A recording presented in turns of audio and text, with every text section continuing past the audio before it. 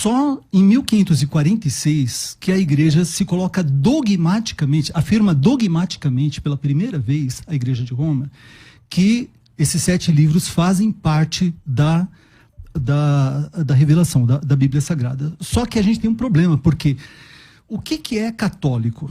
Né? Católico normalmente é traduzido como universal. O sentido básico da palavra é universal. Do latim, sim.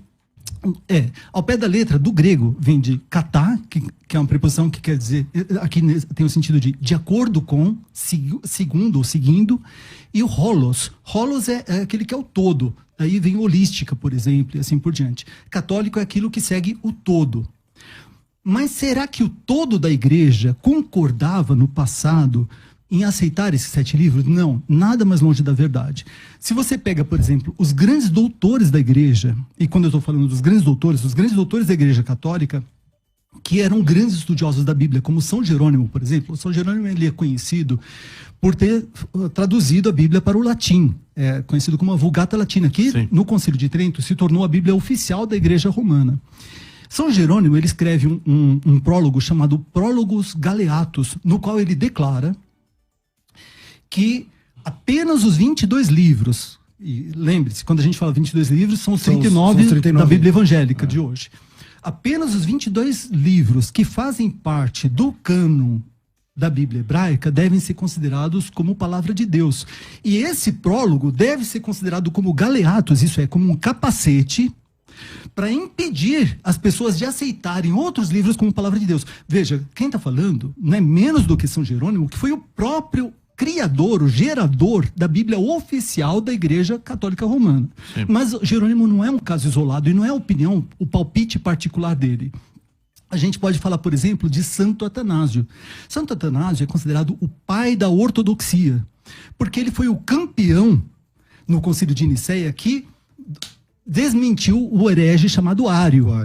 Ário Arianismo. Exatamente, o Ário dizia que Jesus não era Deus. A natureza de Cristo e tudo mais. Aí veio Santo Atanásio e ele desmontou todos os argumentos do Ário e ele entra para a história como o pai da ortodoxia. Sim. Mas Santo Atanásio também escreve a respeito do cânone. Ele escreveu várias cartas por ocasiões de festas. E numa das cartas festais de Santo Atanásio, eu acho que é a epístola, já achei, a epístola festiva número 39 para o ano 367. Santo Atanásio diz: há, portanto, do Antigo Testamento 22 livros em número, que foram entregues para os judeus, etc. Tal. Aí ele diz, para maior exatidão,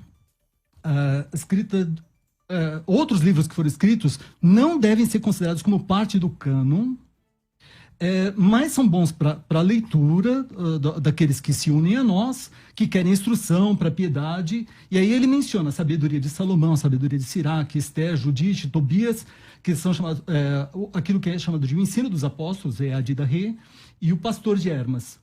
Mas os anteriores, isso é, os 22 livros que ele tinha citado, que são os livros da Bíblia evangélica, mas os anteriores, meus irmãos, são incluídos no cânon. E esses posteriores, são meramente lidos. Isso é, o mesmo hábito que as Bíblias protestantes tinham. Existe um cânon que é aquele do Antigo Testamento, que era citado. Veja, a questão de citação. O padre mencionou... Seu tempo está acabando, Luciano. O padre mencionou que a carta de Judas menciona a assunção de Moisés, livro de Enoque, etc. É verdade. O problema não é a citação. O apóstolo Paulo menciona Cleantes, Epimênides, Menander e outros autores gregos, poetas gregos pagãos, etc. Exatamente. O problema não é a citação. A questão é que uma citação pode ter a referência de assim diz o Senhor. A gente vê, no caso Bom, eu vou passar a palavra para ele depois. Porque você fala muita coisa, aí a gente tem que rebater muita coisa. Então, padre, ele citou aí tanto Jerônimo, que é o grande nome da Bíblia Católica, não tem nenhum nome que chega perto de São Jerônimo, da Bíblia Católica, que fez a Vulgata, que não é exatamente a primeira Bíblia em latim, porque tem a Ítala antes e tudo mais. Ele só ele corrigiu a outra. Para o latim mais popular. E ele também cita um doutor da igreja, que foi Atanásio.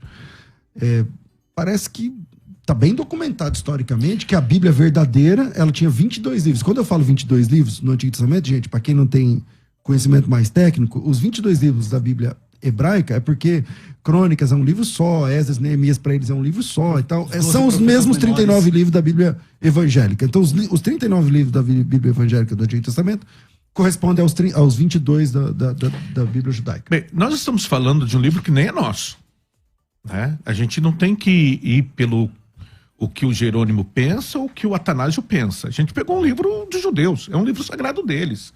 Quem vai dizer que é sagrado ou não é o judeu. Depois vem a Igreja Católica que adota os livros da religião judaica. Então o senhor fica nesse momento contra o próprio Jerônimo? Não é contra. Deixa eu explicar. É todo um processo histórico e a gente precisa entender o processo histórico. Nós pegamos os livros do judaísmo, que são esses 22 livros, ou 39, como queira. Nós adotamos esses livros aí, tá? Por quê? Porque é a tradição de Jesus, judaica. É a vida de Jesus, é a religião de Jesus. E não dá para entender o Novo Testamento se a gente pegar o Antigo Testamento e jogar ele fora. Não tem como. A gente precisa contextualizar o Novo Testamento usando o Antigo. Os nossos livros sagrados é o Novo Testamento. Esse é o livro do cristão. Que não estou dizendo que o Antigo não seja. Nós pegamos, a Igreja Católica assumiu como um livro canônico, como um livro dela, né? Mas esse livro aí, quem pode dizer que aquele livro é sagrado, não é sagrado, é o judeu, não é nem a Igreja Católica. A Igreja Católica adotou esses livros como sagrados, porque para os judeus esses livros eram respeitados. Na época de Jesus, bem, se Jesus aceitou Macabeus como um livro sagrado, Sabedoria como livro sagrado, Eclesiástico como livro sagrado, quem é a Igreja Católica para dizer que não é sagrado? Então o que a Igreja fez foi só reconhecer. A Igreja reconheceu. Aí existe um processo. Então tinha vários, vamos dizer assim, cânones. Uns, até Marcião, que era considerado quase que herege para muita gente. Em alguns cânones... Para toda a gente, quase, né, o Marcião, porque os católicos e evangélicos vão dizer que ele era... Tinha o cânon de Ario, tinha o cânon de Marcião, tinha o cânon de vários, tinha muitos propostas de cânones. Propostas, né? Em uns entrava Apocalipse, em outros não entrava Apocalipse. Para muitos, a Didarré, que seria como se fosse um catecismo dos primeiros cristãos, né? Era canônico, era para ter entrado. Pastor de Hermas. Pastor de Hermas também. Era para ter entrado. Só que daí, uns aceitavam, outros não aceitavam. Por isso teve o concílio. Então, mas aí a gente está falando de livros do Novo Testamento. Então, livros do Novo Testamento, através dos concílios... Não. Ok. Estávamos falando dos 22 livros, que são os 39 do Antigo Testamento até então. Sim, mas quando você cita Apocalipse, Pastor de Hermas e de Daquê, a gente está falando do cânon do Novo, que não está em debate. Sim, mas... Que o cânon do Novo Testamento católico ou evangélico é o mesmo. Sim, só que daí foi aprovado no Concílio de Trento que ele falou ali, entendeu? No Concílio de Trento que foi se fechando o cânone e foi dizendo, não, a Didarré não vai ser inspirada, é um livro que deve ser lido, Apocalipse de Pedro é um livro que pode ser lido, Apocalipse de Maria pode ser lido. De Hermes, que é tipo um Apocalipse também. O Apocalipse de Paulo pode ser lido, mas não devem ser considerados canônicos. Agora, quando ele fala assim de quarto Macabeu, aí a gente está falando de Antigo Testamento, entendeu? Por isso que tem que diferenciar. Em Trento bata-se o martelo, porque um fala que aqui é canônico, aquele ali está falando que não é canônico. Então, já que Jerônimo traduziu... Então, o senhor entende que nós passamos então 1.500 anos nessa bagunça sem saber exatamente qual é o livro da Bíblia? Não 1.500 anos, porque não foi... Mas foi 1546. Não, mas Trento não foi 1546, entendeu? Peraí, quando foi Trento? 1546, está bem documentado na história, gente. Só procurar no Google. Trento é o Concílio da Contra-Reforma. Sim, por causa de Lutero. Lutero tinha acabado de morrer. Lutero bagunçou mais é do século XVI. cabeça. Então você entende que durante 16 séculos a igreja não tinha um livro oficial para chamar de seu? De Bíblia não. Existiu o cânon, né? Aquela Bíblia. Como é que eu posso dizer? A igreja ela já foi peneirando Entendeu? Como é que. Deixa eu te explicar. Enquanto, por exemplo, a Espanha, a Itália, a França aceitam 23 livros, a Alemanha aceita 26 livros. Bem, a Rússia aceita 27 livros. A Suécia aceita 28 livros. Então a gente precisa dizer aqui, olha, o que para a igreja, o que vai ser oficialmente da igreja?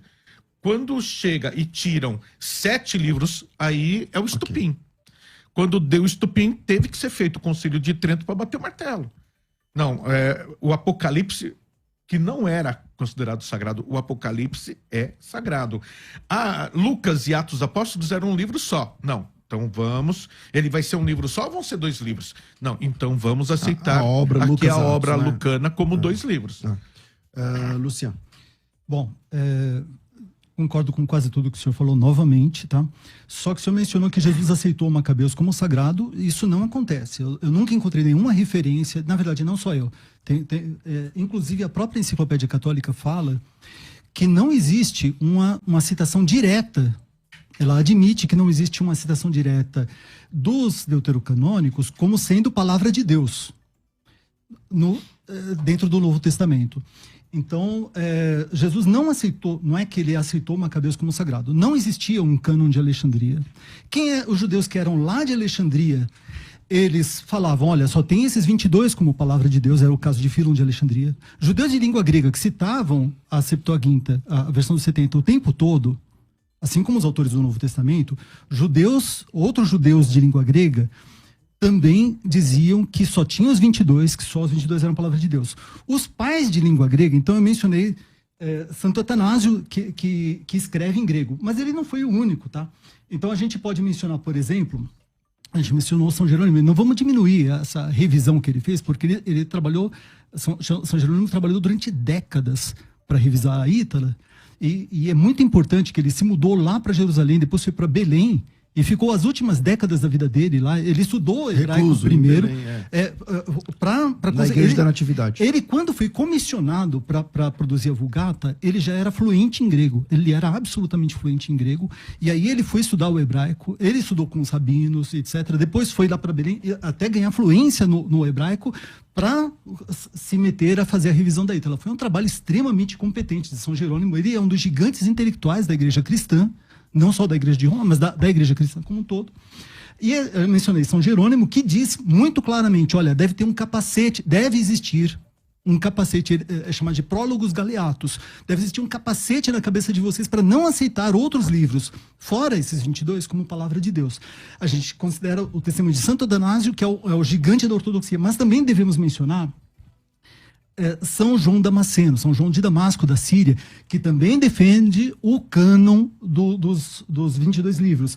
São Gregório Nazianzeno, São Gregório de Naziano, um dos padres capadócios, tá, da Igreja Oriental, também defende o cânon de 22 livros. E assim por diante a gente poderia prolongar indefinidamente. Aí o padre, o doutor, ele fala corretamente que igrejas diferentes chegaram a ter cânones diferentes, chegaram a ter edições da Bíblia diferentes. Mais uma vez eu quero dizer que a minha opinião pessoal, e eu não estou sendo dogmático, minha opinião pessoal é que Lutero estava certo de incluir os 7 livros como livros importantes para a gente conhecer a história do período entre os testamentos e assim por diante, mas não como palavra de Deus. Então, várias igrejas locais, elas tinham edições mais completas, digamos assim, ou edições mais completas, eu vou me corrigir, não mais completas, edições que continham grande parte do Deuteronômio. Se eu falo mais completo, eu estou errado. Estou me contradizendo.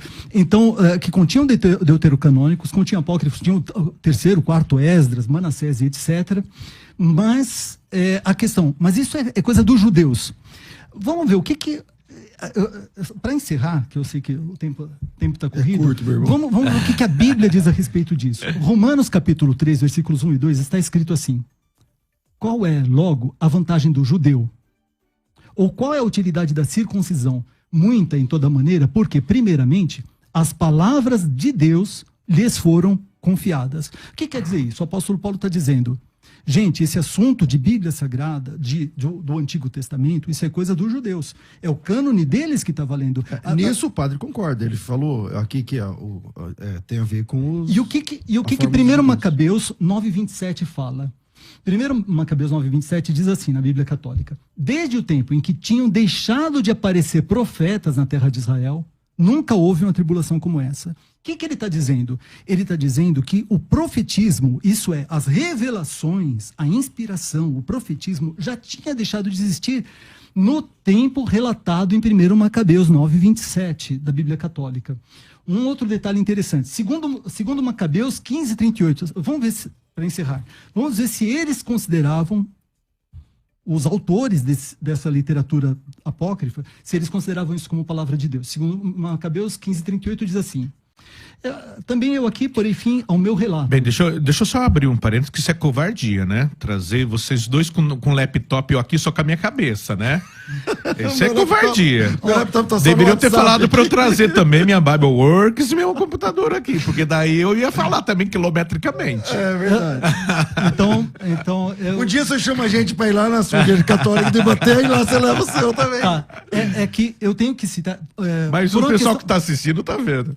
Por uma questão de peso, eu não conseguiria carregar todos os livros que eu estou citando, e principalmente a Bíblia Católica e tudo mais tal. Então eu tenho que ler realmente. E segundo Macabeus, capítulo 15, versículo 38, será que o autor do livro estava dizendo que ele era inspirado por Deus? Ele fala assim: também eu aqui porei fim ao meu relato. Se o fiz bem, se ele estiver bem e adequadamente composto, era justamente o que eu queria. Na Bíblia de Jerusalém diz: se eu fiz bem, de maneira conveniente uma composição escrita, era justamente isso que eu queria. Se escrevi vulgarmente e de modo medíocre, isso é o que eu pude fazer, fiz o melhor que pude.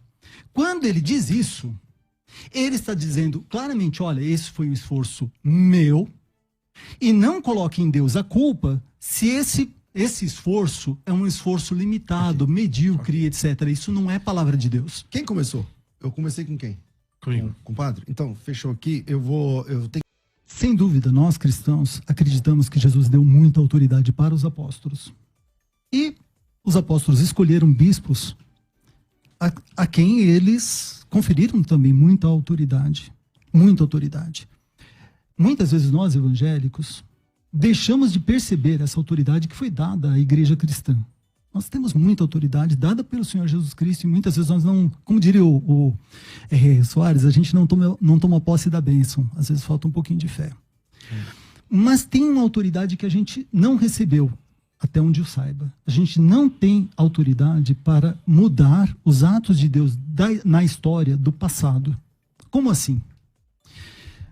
Veja, se o bispo de Roma, que a gente pode chamar de papa, ou não, mas se o bispo de Roma, o bispo de Roma, ele decide que Maria foi assunta aos céus, que ela foi concebida sem pecado, e ele proclama isso ex cátedra, proclama de forma infalível, com a autoridade dele. Vira doutrina. Vira doutrina, todo mundo que é católico romano tem que aceitar e pronto, porque é doutrina. Mas isso não muda o que aconteceu na história.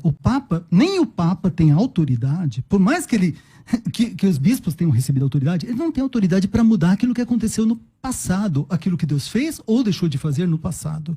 Do mesmo jeito, se Deus inspirou certos escritos, ele inspirou certos profetas do passado, ele inspirou. Independentemente de se a igreja concorda ou não concorda, se o Papa concorda ou não concorda, se a igreja tal ou a denominação tal discorda, ou Deus inspirou, ou Deus deixou de inspirar. Não é uma decisão da igreja que vai mudar o fato lá no passado de se Deus revelou a sua palavra de forma infalível, inspirada para aqueles profetas, ou deixou de revelar. A Bíblia Sagrada diz: toda escritura inspirada por Deus é proveitosa, e está escrito lá para a gente não ir além do que está escrito. A nossa autoridade final em matéria de fé e de prática é a palavra de Deus e não a palavra do homem. Mais uma vez, foi um prazer imenso estar aqui à mesa com vocês. Deus abençoe a todos os ouvintes. Quem quiser fazer contato, pessoal, entra na página faculdadebethesda.com.br. faculdadebethesda.com.br. Redes sociais, você tem? Você quer divulgar alguma? Não quero divulgar. Você quer divulgar? Quem quiser, Priest Cleodon. A palavra priest é em inglês, padre, né? Priest Cleodon. Você meteu em inglês, então. Dei uma demitido. Exatamente. Aí ficou @Priest Cleodon. Mas assim, se você for no Google colocar lá Padre Cleodon, você vai encontrar Facebook. Eu não sabia que padre em inglês é assim. É sacerdote, ao pé da letra. Father, no caso, seria... Eles chamam de father e tal, mas é priest. É sacerdote, legal. Maravilha, minha gente. Se você ainda não deu o seu like, então sai daqui. Sai do que eu tô brincando. Vou humildemente pedir. Só clicar no botãozinho aí. Não sai.